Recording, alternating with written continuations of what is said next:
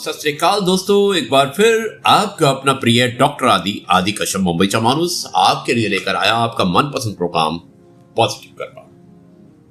दोस्तों, प्यार का रिश्ता वो किताब है जो कभी पुरानी नहीं होती।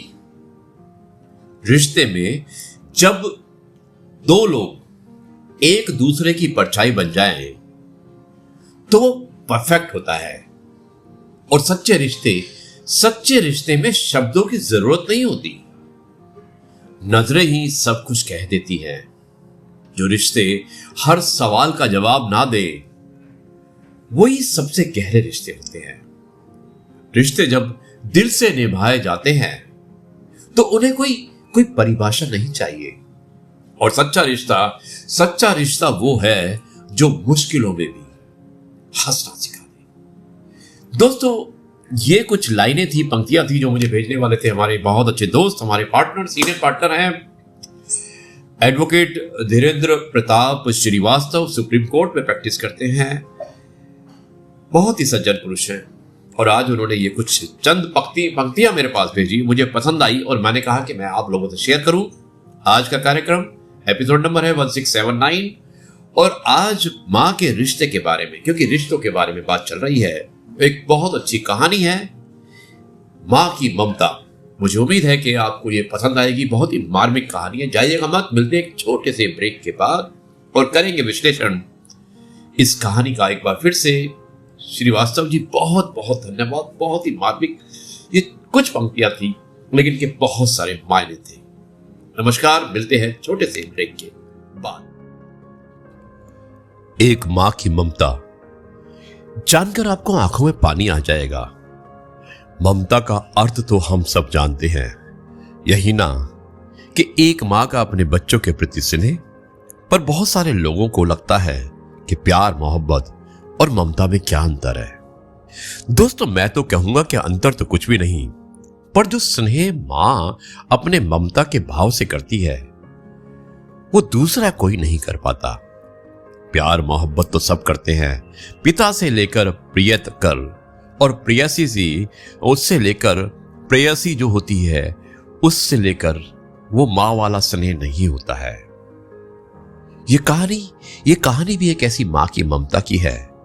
इस मां को उसकी ममता का भाव अपने बच्चों के लिए क्या क्या करवाता है इसका वर्णन किया है। दापुर नाम का एक छोटा सा अविकसित गांव था। गांव का विकास नहीं, मतलब गांव में रहने वाले लोगों का विकास नहीं। और इस गांव में कुछ 3-4 परिवार थे जो थोड़े बहुत खानदानी थे। बाकी सब लोग मेहनत मजदूरी करके अपना जीवन गुजारते थे। इसी गांव में दीना नाम की एक विधवा औरत रहती थी। रहने के लिए एक छोटा सा घर था, 2 बच्चे थे और शायद एक 5 साल का और दूसरा 3 साल का होगा। दीना का पति बहुत मेहनती था। वो दीना को किसी भी चीज की कमी की महसूस नहीं होने देता था या कैसे भी हालात में उसका साथ नहीं छोड़ता था।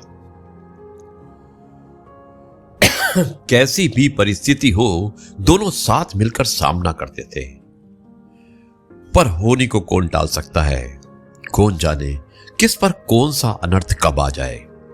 दीना के जीवन में भी ऐसी घटना घटी कि उस घटना से दीना के पति को उस घटना ने छीन लिया। दीना को पति के गुजरने के बाद ऐसा लगने लगा कि मैं जिंदा तो हूं पर मुझ में जान नहीं है।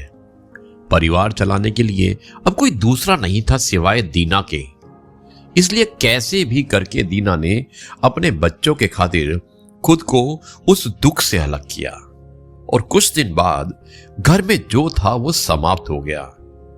अब खुद क्या खाए और छोटे बच्चों को क्या खिलाए, यह समस्या उसके सामने खड़ी हो गई। बच्चों के लिए दीना को अभी कुछ काम करना था। इसीलिए दीना अपने दोनों बच्चों को साथ में लेकर जहां काम मिलता वहीं जाया करती थी और दिन भर मेहनत करके जो मजदूरी मिलती उससे अपना और अपने बच्चों का पेट भरती। ऐसा ही समय बीतता गया और चलता रहा। लेकिन एक दिन दीना को शरीर में थोड़ी कमजोरी महसूस होने लगी। फिर भी वो काम पर गई और ऐसे ही 2-3 दिन तक दीना काम पर जाती रही, लेकिन उसके शरीर की कमजोरी कुछ ठीक नहीं हो रही थी, बल्कि और बढ़ती जा रही थी। ऐसे में काम पर जाना दीना के लिए कठिन हो गया। दीना बहुत चिंतित रहने लगी। अगर काम पर नहीं गई तो मेरे बच्चे भूखे मर जाएंगे। और उसी चिंता ने दीना को और कमजोर कर दिया, और इतनी कमजोर कि उठने बैठने के लिए भी लकड़ी का सहारा लेना पड़ता था। इस कारण उसके बच्चे भूखे मर रहे थे। खाने को कुछ ना मिलने के कारण और अपने बच्चों को भूखा मरते देखकर वो लकड़ी की सहायता से यहां से कुछ मांगा और वहां से कुछ मांगा। ऐसा कर करके अपने बच्चों के लिए खाना लाती रही, लेकिन खुद भूखी सो जाती। ऐसे ही एक दिन वो खुद जा नहीं सकती थी, इसलिए अपने बच्चों को उसको समझा के खाने के लिए कुछ मांगने के लिए गांव में भेज देती है। कुछ समय बाद बच्चे 2 चपाती और थोड़ी सी सब्जी लेकर लौटते हैं। 2 चपाती से 3 जन कैसे तृप्त होंगे, इसलिए वो 2 चपाती अपने दोनों बच्चों को खिला देती है। बरसात का समय था, बिजली नहीं थी और घर में अंधेरा छाया हुआ था। अंधेरे में वो अपने बच्चों को एक कमरे में सुला देती है और दूसरे कमरे में जाकर खुद सो जाती है। रात को तेज बारिश होती है और बिजली जोर जोर से कड़कती है। दीना को थोड़ा आराम मिलता है, इसलिए वो गहरी नींद में पड़ जाती है। ऐसे में दीना को एक सपना दिखाई देता है कि वो एकदम तंदुरुस्त हो गई है और काम पर जाती है। वो सोचती है अपने बच्चों को काफी समय से अच्छा खाना नहीं खिलाया, इसलिए वो अपने बच्चों को स्वादिष्ट खाना बनाती है और बाद में अपने बच्चों और साथ में बैठकर खाना खाकर वो लोग सो जाते हैं। आगे सपने में दीना देखती है कि उसके बच्चे जिस कमरे में सोए हुए थे, उस कमरे की छत गिरकर उसके दोनों बच्चे मर जाते हैं। सपने में दीना एकदम खड़ी हो जाती है और जान में जान आ जाती है और अंधेरे में ही अपने बच्चों के कमरे की ओर चल पड़ती है। कमरे में जाकर अपने बच्चों को देखकर दीना चैन की सांस लेती है और उसी समय दीना को शरीर में ज्यादा कमजोरी महसूस होती है, जिससे वो नीचे गिर जाती है और वहां से कभी उठ नहीं पाती और चैन की सांस दीना की सांस ले लेती है। दोस्तों, यही होती है मां की ममता, जो मरते दम तक अपने बच्चों के खातिर जीने का जुनून रखती है। दोस्तों, ये छोटी कहानी आपको कैसी लगी?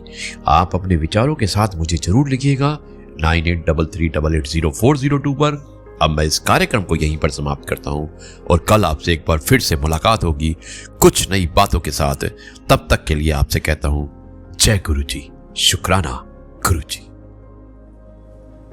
जी हाँ दोस्तों, कैसी लगी ये कहानी जिसमें देखा आपने कि एक गरीब स्त्री जो अपने पति को खो देती है और अपने बच्चों को जिंदा रखने के लिए कुछ ना कुछ काम करती है, किस तरह से वो कमजोर हो जाती है। कमजोर होने के बाद उसके अंदर इतनी ताकत नहीं होती है कि बच्चों के लिए कुछ कमा के ला सके और मजबूर होकर वो बच्चों को भीख मांगने के लिए भेजती है। और अंत में रात को जब एक सपना देखती है, जब इतनी कमजोर हो जाती है, सपना देखती है और सपने में देखती है कि वो बच्चों को वो एकदम स्वस्थ हो गई है और बच्चों को बहुत कुछ खिला रही है। और जैसे ही सपना टूटता है तो वो देखती है कि बच्चे मरे हुए होते हैं, यानी कि जो छत होती है बच्चों के ऊपर गिर जाती है और बच्चों के अंदर प्राण नहीं होते। लेकिन माँ की ममता देखिए, माँ का प्यार देखिए कि उसके अंदर शक्ति नहीं है, लेकिन ना जाने कहां से सपने में शक्ति आती है और वो उस सपने में भी बच्चों के लिए ही सोच रही होती है। दोस्तों, आपको दुनिया में सब कुछ मिल जाएगा, लेकिन माँ शायद नहीं मिलेगी। इसलिए माँ का कोई रिप्लेसमेंट नहीं होता है। हमेशा अपनी माँ को प्यार कीजिए। जिनकी माँ नहीं है उनके लिए दुआ कीजिए कि वो स्वर्ग में होगी और स्वर्ग में बैठकर आप लोगों को आशीर्वाद दे रही होगी। अब मैं इस कार्यक्रम को यहीं पर समाप्त करता हूं और कल आपसे एक बार फिर से मुलाकात होगी कुछ नई बातों के साथ। तब तक के लिए कहता हूं जय गुरु जी, शुक्राना।